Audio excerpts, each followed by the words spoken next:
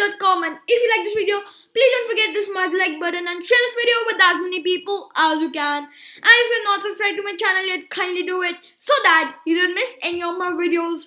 So without any delay, let's get started. And today we are gonna learn about maps in Golang. So today we are gonna learn about maps in Golang, and this is gonna be so interesting. So without any delay, let's get started.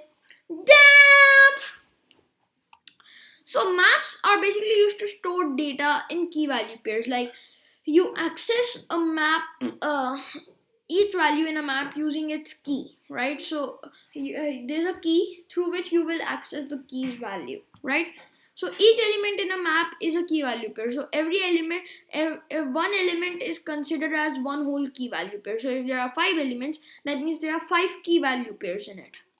A map is an unordered and changeable collection that does not allow duplicates. So it is unordered, meaning that it can come. It doesn't have a specified order, and it is a changeable collection. So you can change the values in maps, right?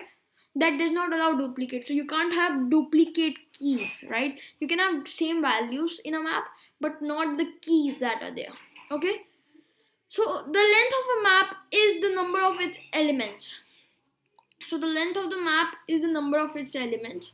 You can find it using the len function. So you can find the length of a map using the len function.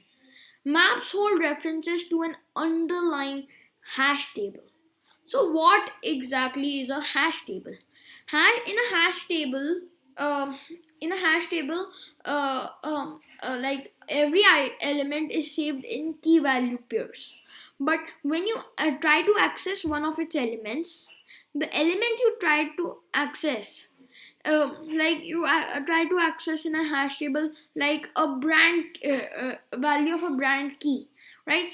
So it will convert brand to its it will bring the hash code of brand and then check for the value in it, and whatever value comes, we will get that value. So in maps, when you try to access a brand, a key, right? So when you try to access brand key's value, so then it will turn that brand key to it will bring check it will bring the hash code of that brand key and check which item is there with which value is there with that hash code, and whatever value is there, that we will receive, right? And so maps hold references to an underlying hash table. So they are basically references to an underlying hash table. So when you try to access brand, it is converted into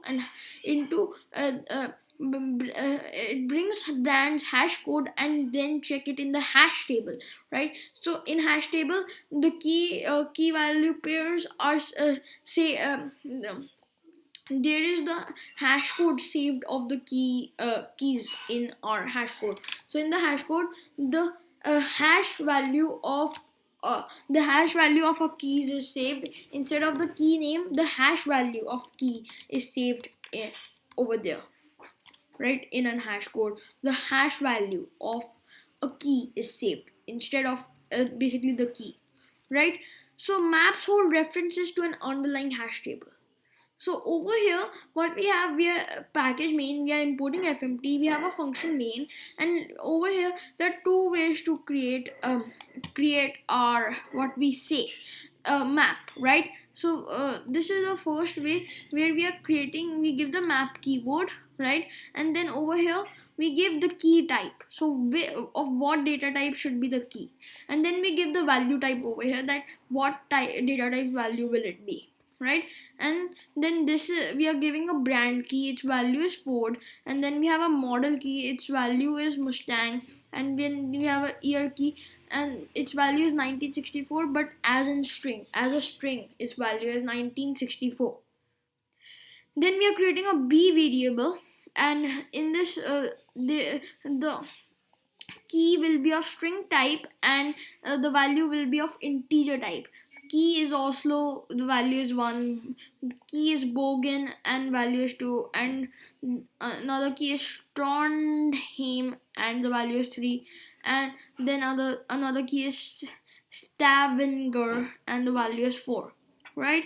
So to access the value 4 over here, we need to access the value of Stavanger key.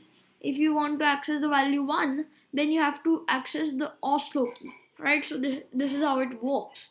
And then what we are doing, we are printing a and then tab, adding a tab and then the value and then a new line. So it will show us a and then a tab and then it will show the value of a, that is um uh, uh, this map, right? And then it will show us b, a tabular, and the value of b and then a new line.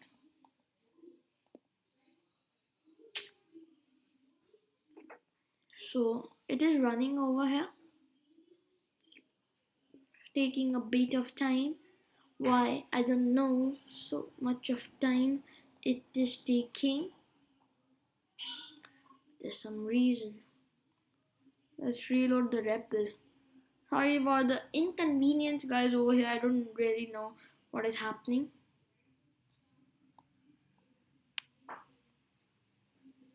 I just reloaded the REPL.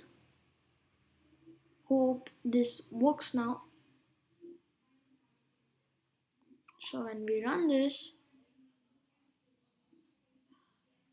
so it is running the file, taking some time, and you can see this over here.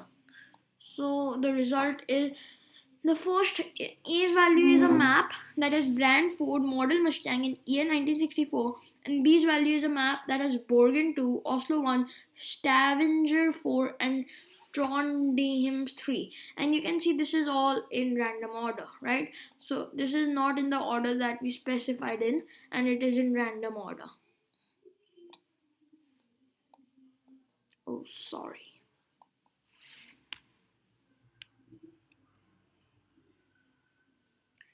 Oh, we can hide this part, this file part.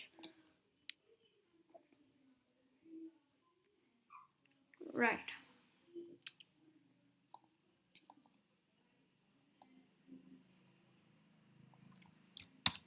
So comment this out and let's move on to the next example.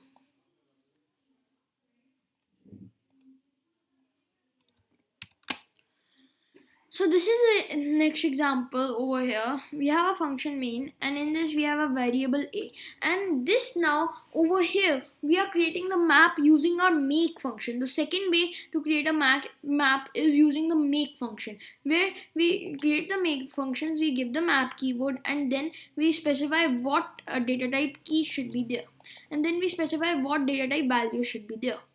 And then we are adding key value pairs in it, where we are adding a brand key in here and its value we are setting as Ford. We are adding a model key and its value we are setting as Mustang, and then we are adding a year key and its value we are setting as 1964, but in as a string, right? So a is no longer empty now. The map was empty over here, but it is no longer empty. And when then we are creating another map using the make method, right? And we are specifying the key type as string and value as int, and we are adding a property Oslo in it and its value 1. We are adding a property Bogen in it and its value 2. We are adding a property Trondheim in it and its value 3, and we are adding a property Stavanger in it and its value 4. And then we are printing a tab and the value of our a map, and then a new line, and same we are doing with b. So this will show us our a map and b map, but the difference is that we created a map using the make method and added key value pairs in it using b square brackets, b and the square bracket notation. Quite cool. We can see the same result over here.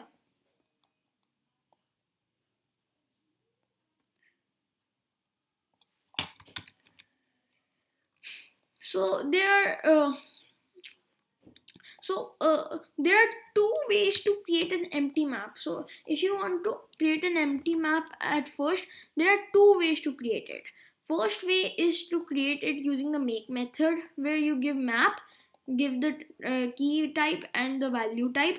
And a second way is creating to create an empty map using the first way. What you have to do, you have to do var and whatever variable it is, and then you have to give your map like this, not an equals to sign, but map string string. So this will, there are two empty maps now, but are these really empty? Are these both really empty? This over here, guys, is an empty map, but this over here is a nil map, right? So the default value, the default value of basically the value of an empty of the default value of a map is basically so over here this is creating a nil map, right? So this is over here creating a nil map. So when we try to print a equals to nil, then it will show us false, but when we do b equals to nil, then it will show us true, right? So because this is nil and this is not nil, right? This is an empty map and this is a nil map. So if you try to add a key in a, like brand key equals to Ford, so if you try to do this, right, so this will be added perfectly. There are no errors. But if you try to add the key in B, then see what happens. Panic assignment to entry in nil map. So you cannot add key value pairs in a nil map. So the better way is to like create a map like this using the make method, or if you want to create it using the normal way, just give equals to and then these brackets.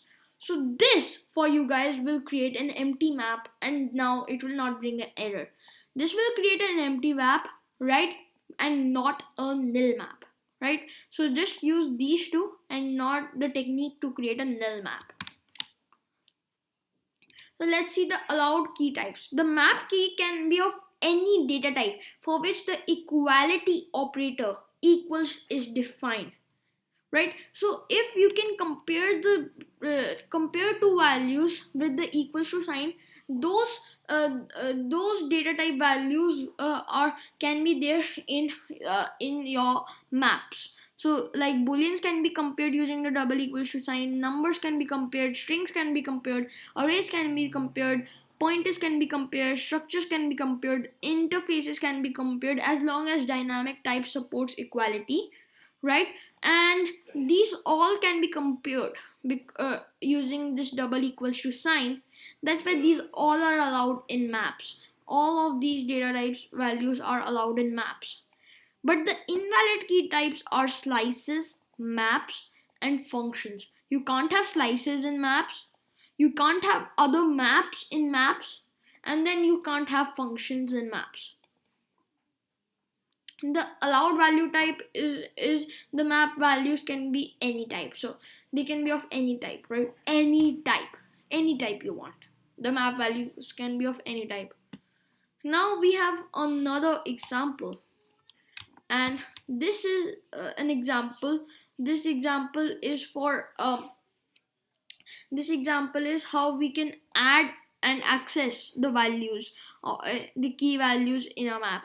So over here we are creating a map that can contain string keys and string values, and we are adding the values using the square bracket notation. So we give the map name, we give square brackets, and in that we give the key name, what should be the name of the key, and then we give after equals to sign its value, right? So we are adding multiple keys using this method, and then we are printing, then we are accessing to access a key you just give the map name. So to access a value, right, so you give a map name, and then you give square brackets, and then you give the key. So whichever value you want to get, um, the course just give the name of so whichever key's name you give, its corresponding value will come. So over here you are giving the brand key, so its corresponding value, that is Ford, will come over here. So it will show us Ford. It didn't show us anything. Print line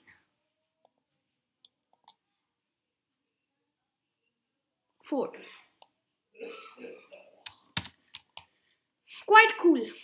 Now we have another example over here, and this is for updating elements. So how you can update and add elements. So this is for updating elements. So over here in our main method, when you have a lot of key value pairs and you want to update a value of one of the key or value key, right? So you want to update one of the keys value. So what you can do, just give the square bracket notation, like how you add a key, like that. Just change the key, whichever keys value you want to change, just give it in the square bracket, and then after the equals to sign, give the new value, and this will update your keys value, right? And then if you want to add it, just give whatever the name of the key you want to add, and then its value, so it will add an element and update the element. So this is all very easy stuff over here. So if we see what was our um, map at first, it was brand Ford, model Mustang, year 1964.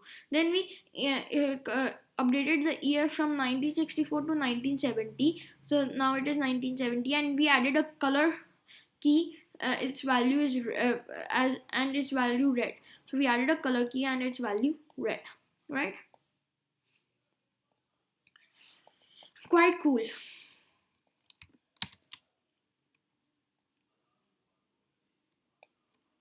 So now over here we will see how can you delete a key, a value pair. So over here in our main method, we have a map that has three keys and three key value pairs: brand Ford, model Mustang, and year 1964. Then we are printing our map, and then what we're doing, we are deleting, and then we pass it. We use the delete method to delete any element. We pass it from which map do you want to delete. So you have to pass from which map you want to delete. So we want to delete from our A map. And what do you which key value pair you want to delete, its key you have to pass. So we want to delete the key value pair where the key is year. So this is saying that. And then when we print it, so then we will see that the year key value pair will not be there.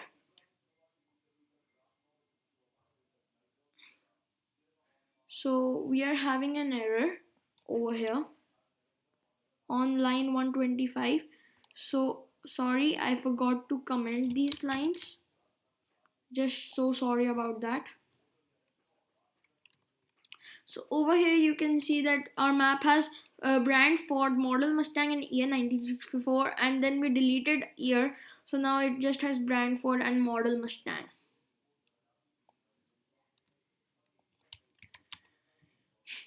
Okay, so now we have another example, and this is where you can check that if a key exists in your map or not.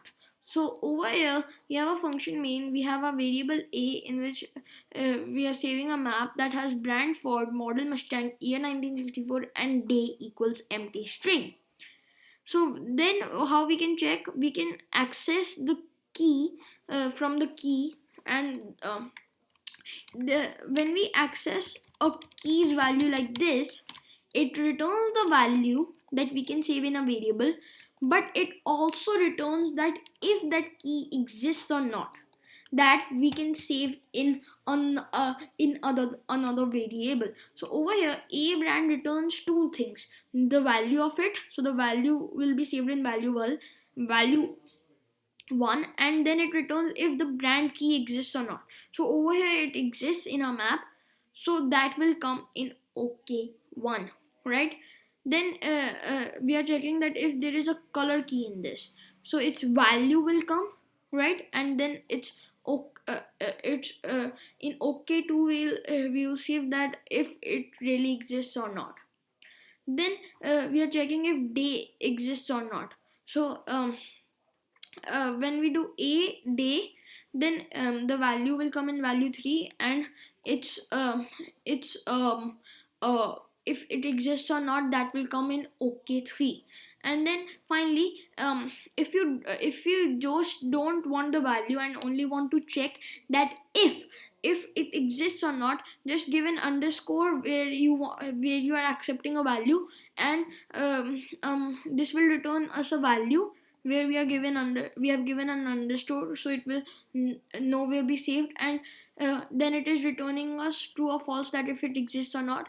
So model exists, that's why it will return us true over here, that it exists.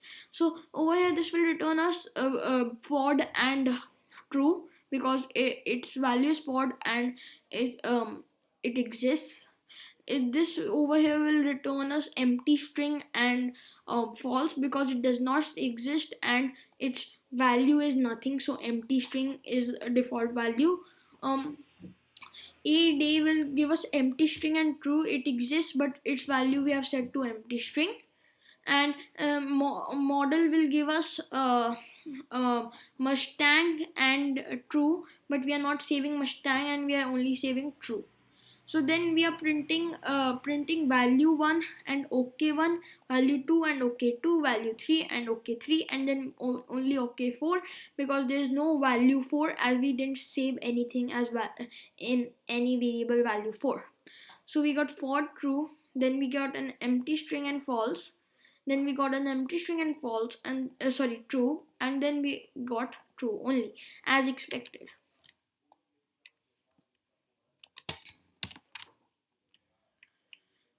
So now we have this example over here. So we know that maps are references to hash tables, right?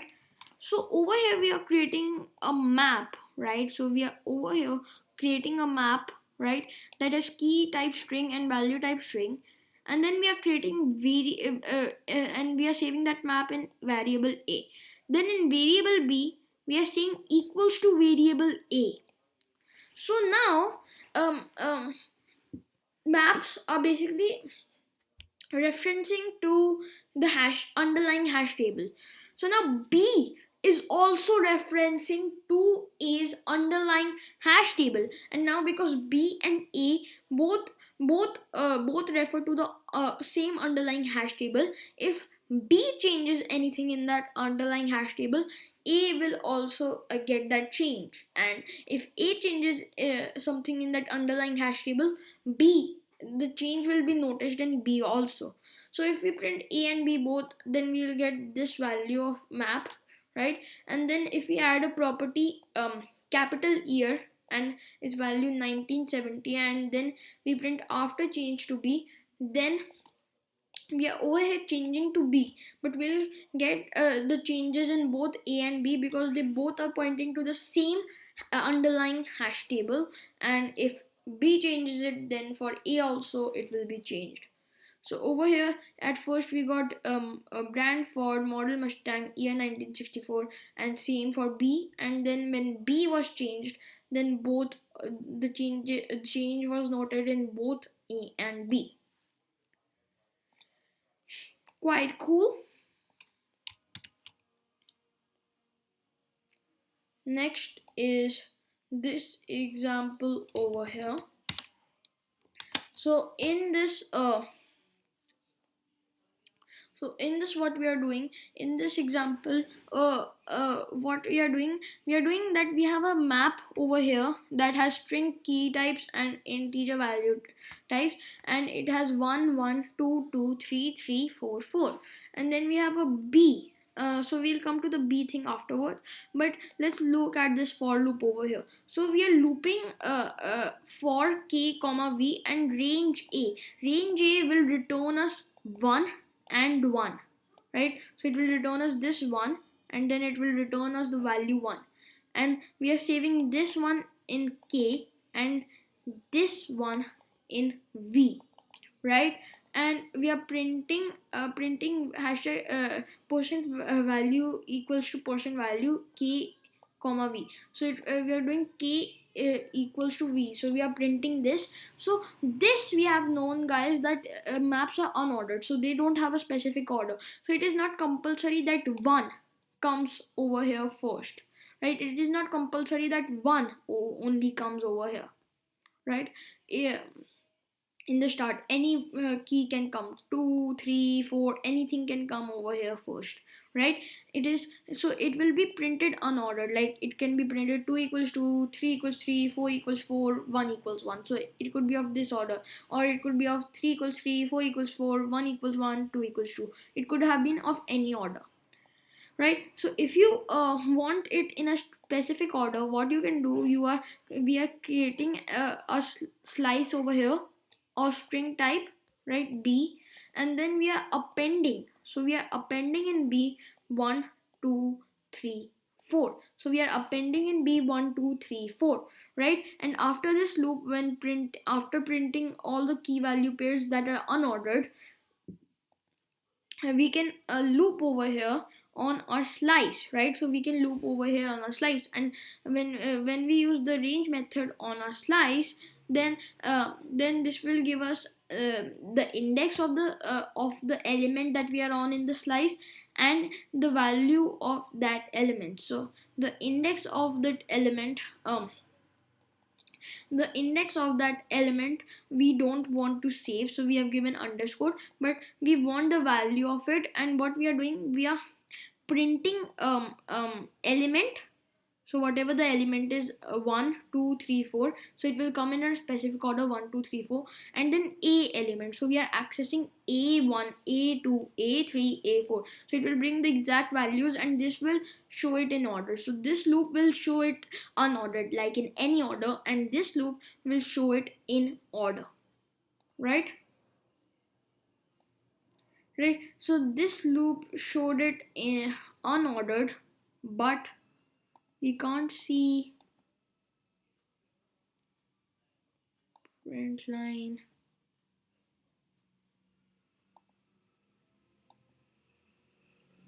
So